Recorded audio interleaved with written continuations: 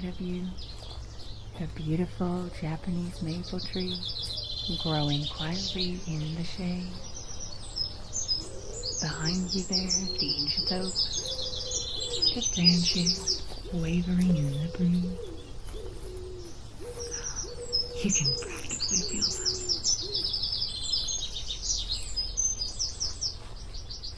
Dear fellow attendees, my name is David Poirier. I am a French VR/AR audio researcher, and it is my privilege to present the results of my team's work on Emily's World, a short radio fiction based on binaural synthesis we've realized during the year 2019.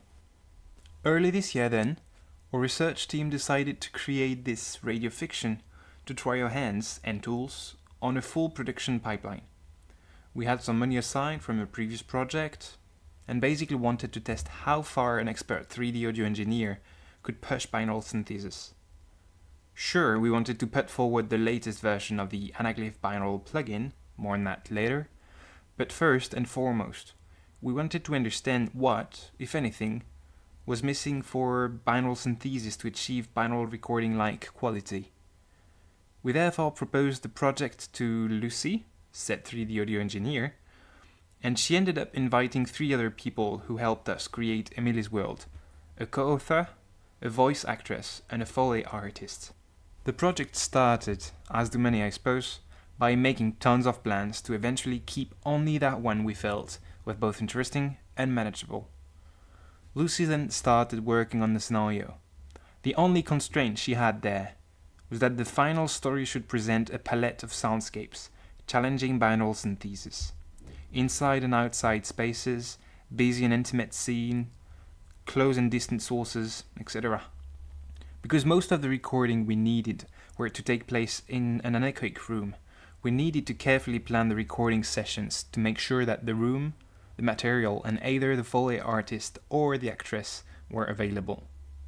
The recording session lasted around 2 days, one for the voice acting, one for the Foley recording. After that came post-production, i.e. compositing, spatialization, and mixing, followed eventually by today's release. Yay! The scenario we ended up with is a patchwork of scenes that listeners will experience through the ears of Sam, the protagonist's friend. She decided to embark on a dream journey, think Alice in Wonderland here, to show him how proper recordings should sound like. We start in a recording studio with a brief argument between our protagonist, Emily, and Sam. Note, Sam really is a narrative excuse for Emily to bring the listener through her journey and comment on each soundscape. The argument is about sound recording, he, the technician, saying that so-and-so about how she should be careful and talk straight towards the microphone. She, the artist, saying that all she should have to worry about is acting. She ends up needing some fresh air and storms out of the studio, keeping her lapel microphone. When she notices it, knowing that Sam can still hear her on the other side, she decides to show him how the real world should sound like without having to bother with any microphone and other technical details. She snaps and teleports us to New York City. There, binaural synthesis suddenly kicks in, the busy 3D soundscape sharply contrasting with the intimate mono studio ambiance we had so far. From the city onwards, we tried to keep a continuum between the soundscapes, using key sounds that served both as anchors between scenes and misdirection to focus listeners' attention during transitions. For example, the key sound between the Brittany Beach she takes us after NYC and her apartment that comes next is a church bell that starts ringing on the beach to echo in the distance when we arrive in the apartment. The apartment was maybe the easiest scene to specialize of them all, both because of the enclosed room acoustic it showcased, so near to those shipped with the Anaglyph plugin, and because it's the one acoustic that most resembles that in which listeners will be experiencing the radio fiction, i.e., listener's brain, for once, is on our side there. After the apartment comes the forest, itself leading back to the studio for the story's conclusion. Oh.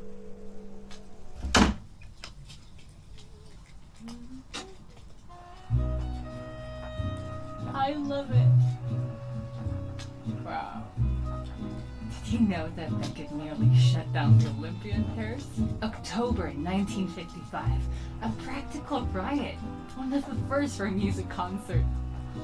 That guy was just amazing. Sidney Beckett. I mean, this would be so much better live. Don't you think?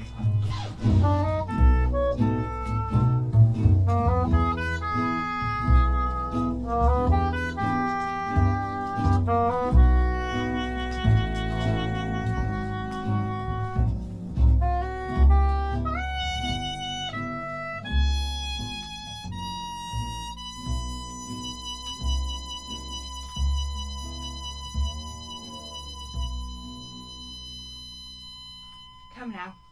Let's get out of here. I feel like stretching my legs a bit.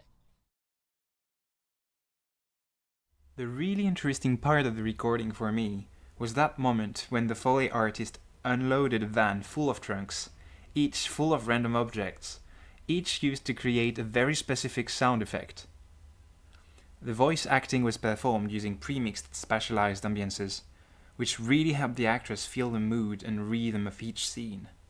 These ambiances were creating using the Foley recordings, as well as field recordings for outside scenes like the city, the forest and the beach.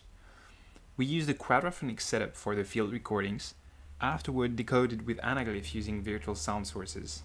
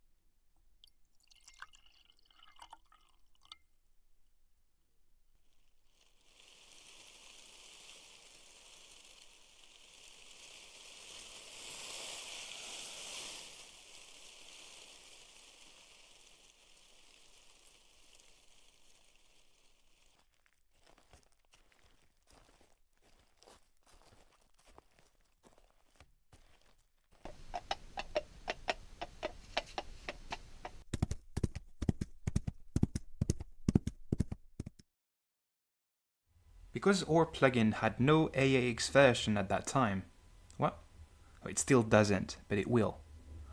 Our audio engineer had to use two different DAWs, Pro Tools, with which she is used to work for compositing and mixing, and Reaper for specialization. As she said, working with her own HRTFs was a real plus during the whole post-production.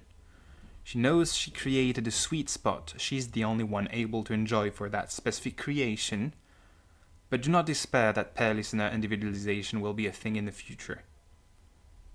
As I mentioned, we heavily relied on anaglyph externalization booster, i.e. a convolution reverb based on short first order ambisonic room impulse responses for interior scenes. If only one thing, Lucy missed the ability to use actors' head orientation, i.e. source directivity, to convey intentions and draw auditors' attention, as for example when Emily sits next to Sam in the apartment scene. Well, this concludes my presentation.